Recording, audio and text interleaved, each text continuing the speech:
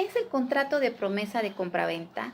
El profesor y autor panameño Dulio Arroyo los define como el convenio mediante el cual las partes acuerdan a obligarse a comprar o a vender una cosa determinada o determinable en un plazo y una condición previamente estipulada. Con esta definición puedo añadir que el contrato de promesa de compraventa es un contrato inicial o preparatorio de otro contrato al cual llamamos el contrato de compraventa. Las partes que conforman el contrato de promesa de compraventa. Al vendedor se le denomina como el promitente vendedor, es decir, la persona que se promete o se compromete a vender algo, y el promitente comprador, que en este caso vendría siendo el comprador, que es aquella persona también a la que se compromete o se obliga a comprar algo. Si bien es cierto, el contrato de promesa de compraventa está conformado por dos partes, a las cuales denominamos anteriormente el promitente vendedor y el promitente comprador, también puede existir lo que es la pluralidad de sujetos, es decir, que pueden existir dos promitentes compradores y dos promitentes vendedores. Diferencia entre un contrato de promesa de compraventa y un contrato de compraventa. Aquí la diferencia radica en que el contrato de promesa de compraventa es un contrato preparatorio y a futuro. Sin embargo, el contrato de compraventa ya vendría siendo un contrato definitivo. Por ello, el contrato de promesa de compraventa nos ayuda a más adelante entonces tener un contrato de compraventa como tal. Importancia del contrato de promesa de compraventa. La realización de este tipo de contratos realmente es muy importante, ya que con ello se ejerce una especie de garantía y de confianza entre las partes, con la garantía de que se va a cuidar el bien o se va a guardar el bien a futuro para que la persona lo pueda adquirir y la otra lo pueda vender.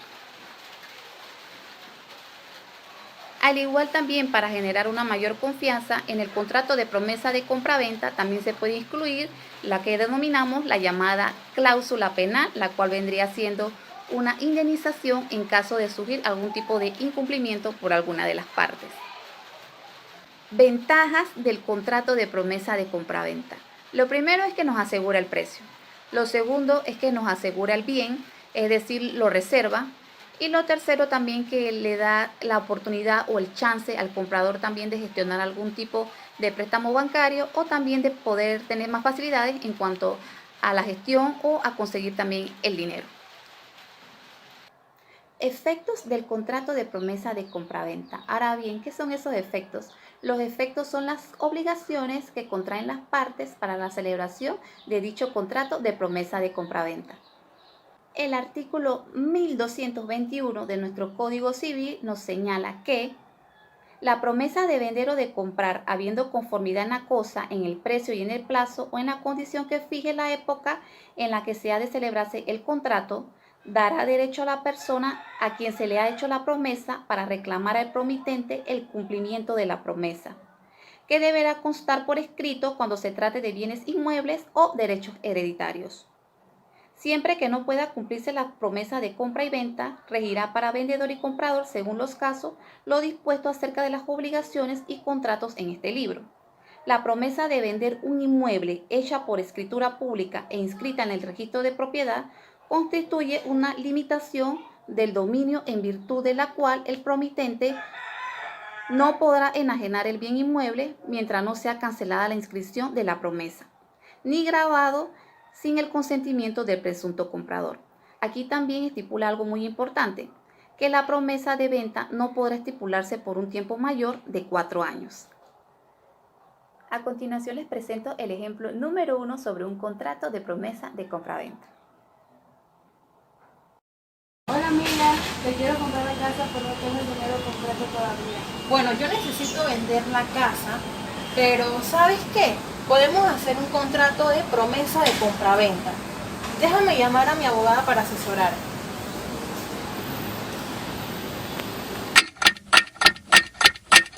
¡Ay! Ahí viene el abogado. Buenas tardes, chicas. Buenas tardes. Ya les tengo listo el contrato de promesa de compra-venta, así que ya nos podemos dirigir al notario.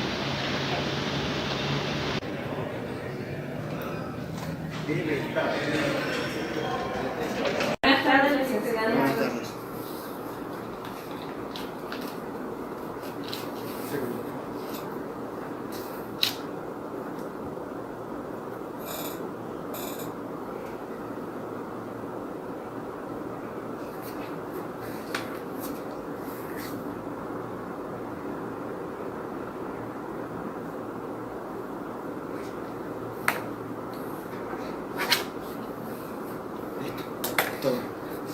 Gracias. En el ejemplo anterior vimos lo que es un contrato de promesa de compraventa, vimos la figura del promitente comprador y del promitente vendedor y cómo se perfecciona dicho contrato. A continuación le voy a mostrar un ejemplo de un contrato de promesa de compraventa. Como vemos a continuación, como se está mostrando ahorita en pantalla, vemos el título que dice contrato de promesa de compraventa, vemos las partes, en este caso sería Yaricel Caballero, mujer panameña, están todas las generalidades, es decir, que el sujeto es determinable. También vemos ella se figura como la promitente vendedora. Al igual también vemos la figura de la promitente compradora, que en este caso sería Anadelkis Vargas. Vemos también cómo se va desarrollando como tal lo que es el contrato de promesa de compraventa. Vemos también las cláusulas como tal, que van definiendo o va determinando cuál es el objeto de la venta como tal del bien. Aquí vemos la declaración de las partes de obligarse al cumplimiento de este contrato. Al igual vamos viendo cómo se va estando desarrollando como tal el contrato. Vemos las distintas disposiciones que nos expresa este contrato de promesa de compraventa. Vemos el monto como tal, la metodología del pago. Aquí habla que se va a hacer un abono y lo demás se va a depositar mediante un cheque. Habla también del plazo, vemos la fecha límite que tiene para que se lleve a cabo este contrato de promesa de compraventa. Se habla también de la distribución de los gastos, las partes, cómo se van a distribuir dichos gastos. Una parte la va a pagar la promitente vendedora y la otra parte la promitente compradora. Y vamos leyendo poquito a poquito para ir comprendiendo un poquito más, viendo este ejemplo.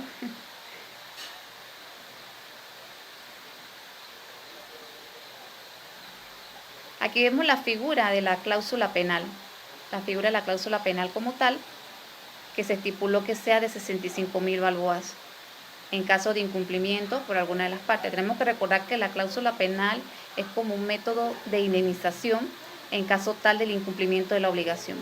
Tenemos que recordar también que esto genera algún tipo de seguridad y de garantía para el cumplimiento del dicho contrato. Aquí vemos lo que son las firmas y también vemos que está notariado. Como tal, le coloqué este sello, como quien dice que es de la Notaría de Panamá. A continuación les muestro el flujograma número 1 que tengo preparado para esta presentación, el cual es el flujograma de contrato de promesa de compraventa. Como podemos ver, en primera instancia está la intención de las partes. Aquí puedo consagrar el artículo 1106 de nuestro Código Civil, el cual establece la autonomía de la voluntad de las partes. Ok, aquí las partes se ponen de acuerdo. Lo subsiguiente es contactar a un abogado. El abogado le pedirá una serie de requisitos, pueden ser como la cédula y entre otras cosas. Y a raíz de eso entonces se empieza lo que es la confección del contrato. Aquí vemos abajito lo que vendría siendo la cláusula penal, que también es muy importante en este tipo de contratos, aunque eso depende de las partes si la quieren acordar. Aquí también se debe establecer como tal si el objeto del contrato de promesa de compraventa es un bien mueble o un bien inmueble, porque aquí tendríamos también que determinar si será mediante un préstamo bancario o si será en efectivo. Aquí vemos entonces la figura de que si es de tracto sucesivo o si es instantáneo el pago. A su vez, ya determinado todos estos factores, vamos entonces ante el notario. Aquí vemos las partes con el abogado o abogada, van ante el notario y mediante esto entonces se perfecciona lo que es el contrato de promesa de compraventa, al igual como lo mostré en el ejemplo anterior, que le mostré el modelo de un contrato de promesa de compraventa ya notariado. Como primera jurisprudencia que traigo en la presentación de hoy tengo esta, la cual es la sentencia civil de la Corte Suprema de Justicia de Panamá en la Sala Primera de lo Civil del 20 de abril de 2022, en la cual la magistrada ponente fue María Shen Rosas y el emisor fue la Sala Primera de lo Civil. Ahora bien, como estamos viendo ahorita mismo en pantalla, esta jurisprudencia consiste en Inversiones Temeda S.A., el dependiente es el señor Vanela, es el promitente vendedor, el cual estaba obligado a vender la quinta de Don Bosco, ubicada en la provincia de Veraguas. Aquí en la demanda se establece la suma de 41.000 balboas a favor de la señora Enelida, que en este caso sería la promitente vendedora, en virtud de unos abonos que ella le había hecho anteriormente por la misma suma. Al igual también se establece pues las mejoras que debe reconocer, ya que se le había hecho algunos cambios o algunas adecuaciones al lote por un valor de 68.000 balboas. A su vez también se estaba pidiendo la suma de 20.000 balboas a razón de plusvalía durante los últimos 8 años y con un interés del 5% anual.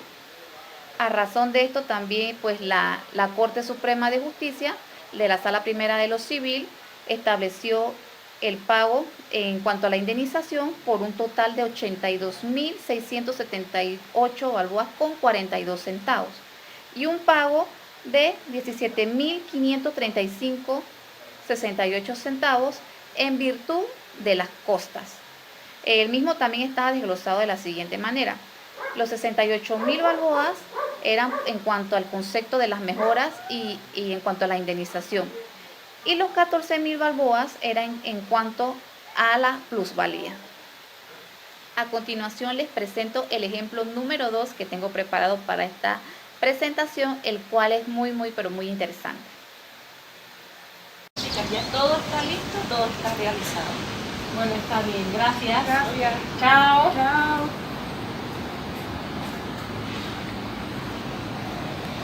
¡Ay, no, amiga! ¡Cuidado, te choca el carro! ¿Qué ejemplo más interesante acabamos de ver? Y con ello nace la siguiente pregunta. ¿Qué pasaría si uno de los promitentes falleciera?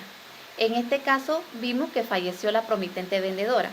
Como bien lo sabemos, el contrato de promesa de compraventa se obligan dos personas, una a vender y la otra a comprar. Pero si una fallece, en este caso el causante ya no existiría físicamente y por ende no podría como tal cumplir dicha obligación. En este caso tendría que recaer sobre sus herederos. A continuación le voy a presentar un flujograma, el segundo flujograma que le tengo preparado, en el cual entro un poquito en lo que es la materia procesal civil. Como podemos apreciar ahorita mismo en pantalla, vemos el siguiente flujograma que les preparé. Aquí vemos el fallecimiento de uno de los promitentes, derecho procesal civil. Aquí vemos. El promitente comprador en este caso tendría que llegar a un acuerdo con sus herederos. Si se llega a un acuerdo, pues todo perfecto. Si no, entonces procedería a lo que es la demanda. La demanda en este caso podemos decir que de menor o de mayor cuantía, en este caso es de mayor cuantía, como lo establece el artículo 224 de nuestro Código Judicial en cuanto a la competencia y la jurisdicción de los jueces, también el artículo 234 también del Código Judicial. En este caso, porque la cuantía es un poco elevada, le corresponde al juez de circuito, que en este caso es denominado juez a quo. Aquí vemos que el juez procede entonces a lo que es a la notificación de los demandados. Pero ¿quiénes son los demandados? Aquí tendríamos que ver que son los herederos o los presuntos herederos. Todo depende de la sucesión y en el plano en el cual se encuentre dicho proceso como tal. Aquí vemos también el ejemplo, bajando aquí un poco lo que es el flujograma, que está el testamento o la sucesión. Una vez determinado esto, entonces vemos lo que es la figura de la sentencia. Mediante la sentencia se puede impugnar y se puede llegar a un recurso de reconsideración. Si no estamos conformes o si no se está conforme, mejor dicho, la parte, el promitente comprador con su demanda, puede acudir entonces a lo que es a la segunda instancia y subir al juez aquén.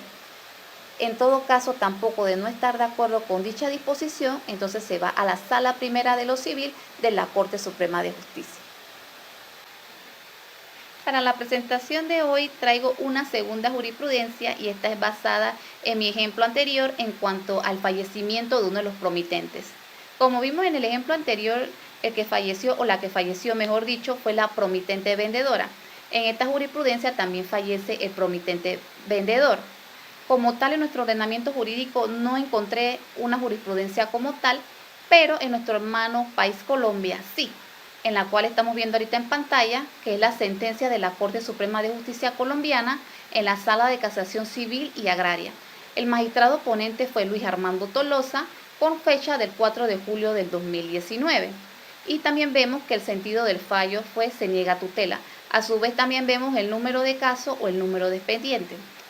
El sentido del caso, o para desarrollar un poquito el caso, puedo mencionar que los hechos se suscitan el 3 de septiembre del 2010, en donde las partes acordaron celebrar un contrato de promesa de compraventa por un valor de 87.500 millones de pesos colombianos. Esto sería aproximadamente unos 18.000 o 19.000 dólares o balboas. Aquí también las partes habían acordado que en primera instancia se entregarían 30 millones de pesos colombianos y luego se entregaría la suma de 57.500 millones de pesos colombianos una vez estuviese la escritura pública. Todo esto se iba a suscitar el 6 de diciembre del 2010. No obstante, el promitente vendedor falleció el 6 de noviembre del 2010. Y con ello, pues no se había como tal notariado el contrato de promesa de compraventa. Así que el promitente vendedor demandó a los herederos y los herederos como tal pues no querían vender como tal la propiedad. Al final pues el juez falló negándole la tutela como tal al promitente comprador, pues porque como tal el contrato de promesa de compraventa no se logró celebrar ante el notario y además tampoco no logró demostrar el abono que le había entregado de los 30 millones de pesos al promitente vendedor. Como marco legal en cuanto al contrato de promesa de compraventa, puedo mencionar los siguientes artículos de nuestro Código Civil. El artículo 1106, el cual es que habla de la autonomía de la voluntad de las partes.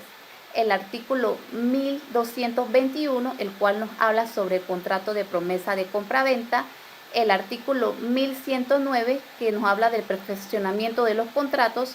El artículo 1124, que habla de la determinación de la cosa. Los artículos 1217 y 1218, que nos habla del precio a convenir. En cuanto al derecho comparado, puedo mencionar el artículo 1602 del Código Civil colombiano, el cual establece lo siguiente, que es ley entre las partes siempre y cuando el contrato de promesa de compraventa cumpla con los requisitos que la ley exige para ellos. Puedo mencionar también en cuanto a nuestro ordenamiento jurídico, es decir, a nuestro Código Civil, establece el artículo 1129 que los contratos serán obligatorios siempre en que ellos concurran las condiciones esenciales para su validez.